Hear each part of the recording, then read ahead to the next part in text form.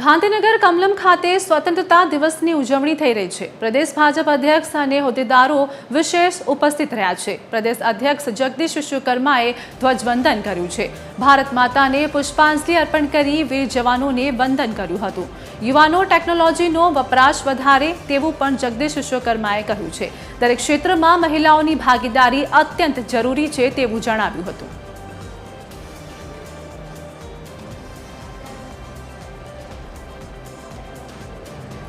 ગાંધીનગરના કમલમ ખાતે સ્વતંત્રતા દિવસની ભવ્ય ઉજવણી થઈ। પ્રદેશ ભાજપ અધ્યક્ષ અને હોદ્દેદારો વિશેષ ઉપસ્થિત રહ્યા છે। પ્રદેશ અધ્યક્ષ જગદીશ વિશ્વકર્માએ ધ્વજવંદન કર્યું હતું અને સંદેશો પણ આપ્યો છે। ભારત માતાને પુષ્પાંજલિ અર્પણ કરી વીર જવાનોને વંદન કર્યું હતું। યુવાનો ટેકનોલોજીનો વપરાશ વધારે તેવું જગદીશ વિશ્વકર્માએ સંદેશો આપ્યો છે। ગાંધીનગરના કમલમ ખાતે સ્વતંત્રતા દિવસની ઉજવણીમાં અનેક લોકો જોડાયા હતા। પ્રદેશ ભાજપ અધ્યક્ષ સાથે હોદ્દેદારો પણ ઉપસ્થિત રહ્યા હતા અને ભવ્ય ઉજવણી કરવામાં આવી, જ્યાં તેઓએ ઝંડો ફરકાવ્યો હતો અને ધ્વજવંદન પણ કર્યું હતું, જ્યાં યુવાનોને ટેકનોલોજીનો ઉપયોગ વધારવા પણ કહ્યું હતું।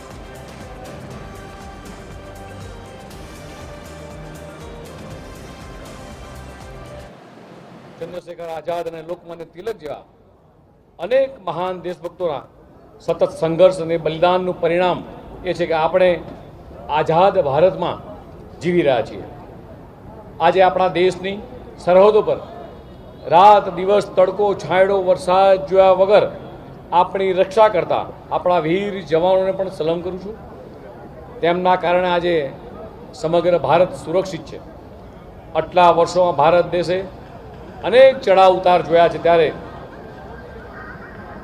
ભૂતકાળમાં આપણે વિકાસની કથળની પરિસ્થિતિમાંથી પણ એક વખત પસાર થયા। અભૂતપૂર્વ વિકાસ સાધવા સુધીના સમયગાળામાં દેશ એ આજે જ્યારે સાક્ષી બની રહ્યો છે, ત્યારે મને કહેતા ગૌરવ થાય છે કે આપણા લોકલાડીલા પ્રધાનમંત્રી માનનીય નરેન્દ્રભાઈ મોદી સાહેબના નેતૃત્વમાં દેશે છેલ્લા 12 વર્ષમાં એ સર્વોચ્ચ પ્રગતિ જ્યારે સાધી છે, ત્યારે પ્રધાનમંત્રી શ્રી મોદીજીએ વિકસિત ભારત @ 2047ના નિર્માણ માટે જે સંકલ્પ કર્યો છે તેને સાકાર કરવા ગુજરાત પણ કટિબદ્ધ રીતે જોડાયું છે। આપણે ભલે આઝાદીના આ આંદોલનમાં એ વખતે જોડાઈ ન શક્યા, પણ આ વિકસિત ભારતના અભિયાનમાં આપણે સૌ જરૂરથી જોડાઈએ। પુનઃ આપ સૌને સ્વતંત્રતા દિવસની હાર્દિક શુભકામના પાછળ। જય જય ગરવી ગુજરાત।